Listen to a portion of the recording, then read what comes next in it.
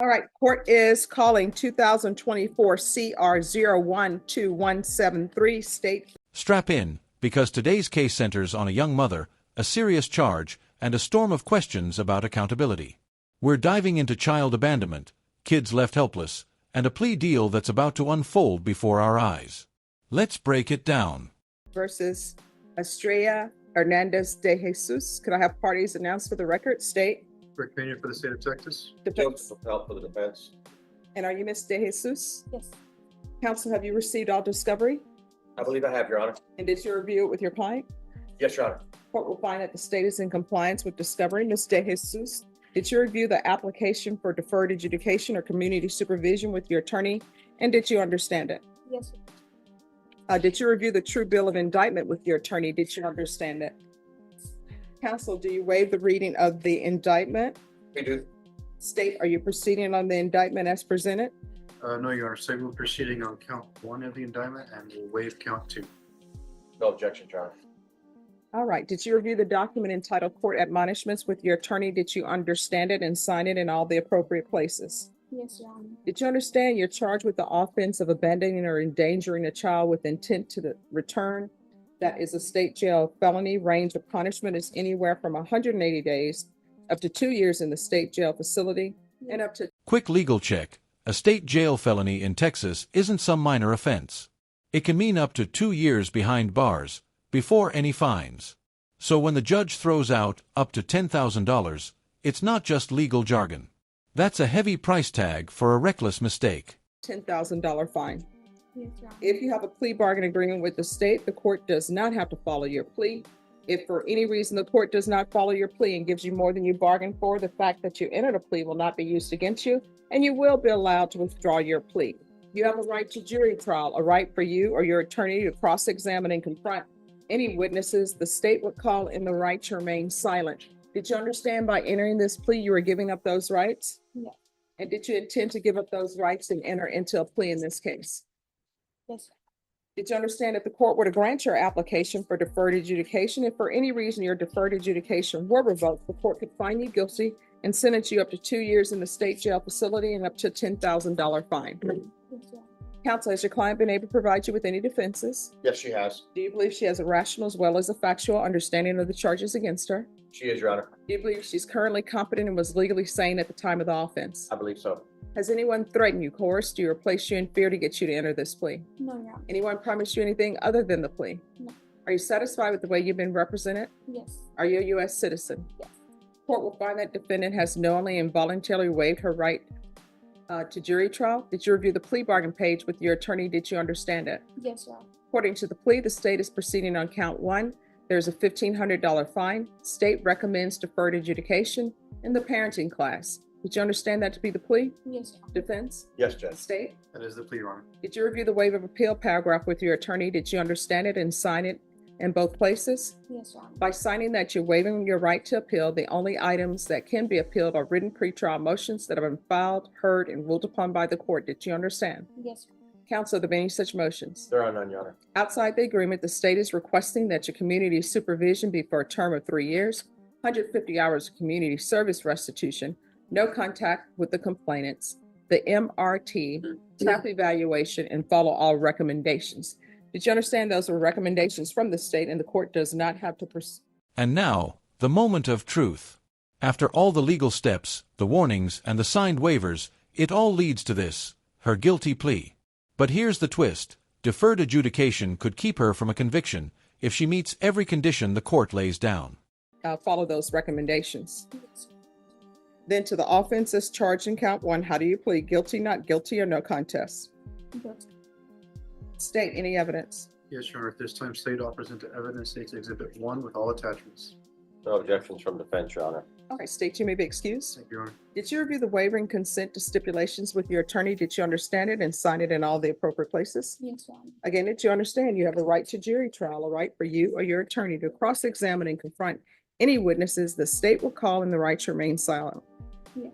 Did you understand that today the state will be presenting evidence in the form of witnesses' statements and police reports, but most importantly, there'll be no live testimony? Did you understand? Yes. Court will find that defendant has knowingly and voluntarily waived and consented to stipulation of testimony and stipulations. Court will accept into evidence States Exhibits 1 and attachments that will review the same. Right, after reviewing States Exhibits 1 and attachments, the court will find there is sufficient evidence to find you guilty. The court will defer finding of guilt as you've applied for deferred adjudication. Are we proceeding with sentencing? With your permission, Judge, we would respectfully request to waive the PSI. Anything you wish to say on behalf of your client? If it pleases the court, first of all, regarding the $1,500 fine, we would ask the court to probate at least a portion, if not I all will of it. probate the fine. She is 22 years old, and she does have these two young children. She is not receiving child support currently. Currently, she's been incarcerated for several months. The children have been placed by CPS with her aunt, Maribel Villegas. And as soon as she gets out, CPS has recommended some programs for her to do some services, which she will. Now the courtroom tone shifts. The defense paints her as a struggling single mom, no child support, trying to get her life back on track. But the Owls court isn't buying it. Empty promises won't cut it. They're ready to dig into exactly what happened that day. Has informed me that she is ready, willing, and more than willing and able to perform. So we've just addressed the recommendation by the DA of no contact with the two complainants, which are her children. She would like to have at least no harmful and injurious contact or possibly some supervised contact, whatever CPS recommends based on her progress with respect to their plan that they have. She does have a plan for employment once she gets out. That'd be to immediately get with some temporary services and agencies until she can find steady, regular employment. Her last such employment was with Toyota 2 years ago. She had to leave that job because of the commitments that she had with these two young children. She was unable to be at work all the time because she didn't have sufficient sitters for the children. Her aunt has stepped up, and that's who she should be relying on once she gets out, Judge. All right. So here's my question for you. Why were you not at home with your children on this day? So what happened was I had a friend, she came to the house and she lived on the next block. She was going through it with her boyfriend. She wanted me to go help her pack her bag. She was scared that he was gonna hit her. So it was supposed to be a quick So thing. here's my question. What were you planning on doing if her boyfriend were to show up? Well, he was there, so she was scared of. She was scared that he was gonna break everything in the house and hurt her. So I was trying to help her. Like she So felt how you safe. helped her was you left let me make sure my math is right. The offense date is 2024. Help you out, Your Honor. The children were 3 years old and 1 year old at the time. So you decided, let me go help my friend with her crazy boyfriend and leave children alone who can't even take care of themselves in a house by themselves. And it wasn't just for 2 minutes, because the child who could talk said that they were thirsty and hungry. So tell me, where does, what is his name? Where does Mr. Adrian Ruiz play into all of this? He was giving me a ride. He was down the street and he came with me. And we took the car. We went right there on San Fernando, which is on the next street. No, because in the police report, people are saying that your car was driving up and down the street. No, Your Honor, it's not my car. That was his car. I was at home all Well, day. the people who were in the car, which was you and this Adrian Ruiz person, were driving up and down the street. That's what it says. I spoke to the witnesses. They stated they were outside in the yard having a barbecue.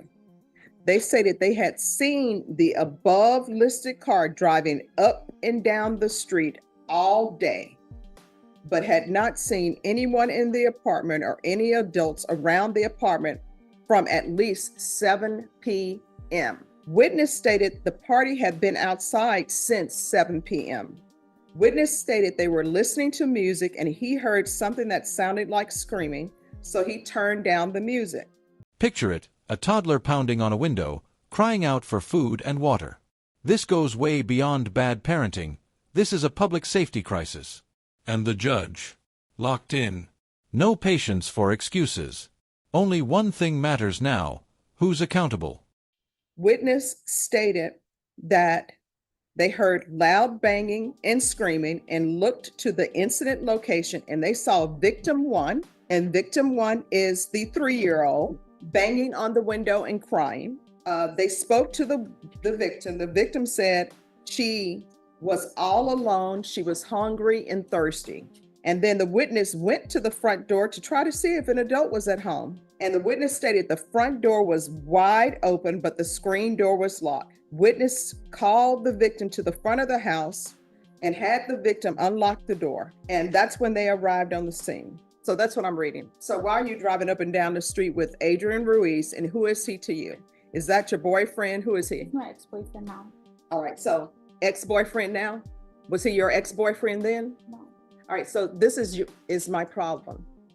You were with this Adrian Ruiz. Is he the biological father of any of these children? No. So stop with the nonsense. What ended up happening is you are how old? You're 22. You're still acting as though you're out here in the streets single with no children.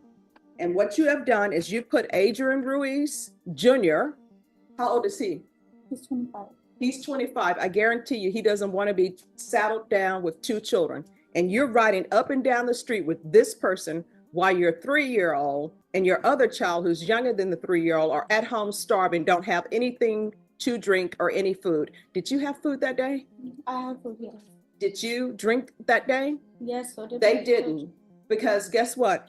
These children, some of them drink milk, some may have water, some of them need their diapers changed. I guarantee you their diapers were not changed and their diapers were dirty because the neighbor said that you had not been there and those children had been there all day No, by you're- themselves. They weren't there by themselves all day. I was there all day with them. No, they say you were driving up and down the street with your then boyfriend. And here's the thing, I understand things get dicey for young people. They're just like, you know what? I want to live my life. I'm settled with these 2 children. And I was putting my dreams and my hopes and my stars and my moon on the biological father of these children. He's not stepping up. I'm not receiving child support. And you know what? People should be thinking about that before they start having a lot of children. You understand? Yeah. And anything could have happened to these young children. I understand. Could have been instead of this nice person who was knocking on the door trying to take care of your children, could have been somebody who's a child molester and like, hey, this is a cute little baby. And then you would have been on the news screaming, somebody took my child, I don't know where they are, help me please. When it was because you were being a horrible mother. You understand? I understand that. I don't think you do. I think 2 years down the line, there's going to be another boyfriend. And the reason why I say that is because when mothers have child protective services cases, you know what people always tell them? Don't get involved with any more guys. Concentrate on getting a job, bettering yourself, and taking care of your children. And you know what always happened? During the middle of CPS, when children are being returned, next thing you know, mother has a new boyfriend, somebody from prison that, oh, he's changed, he's a great guy.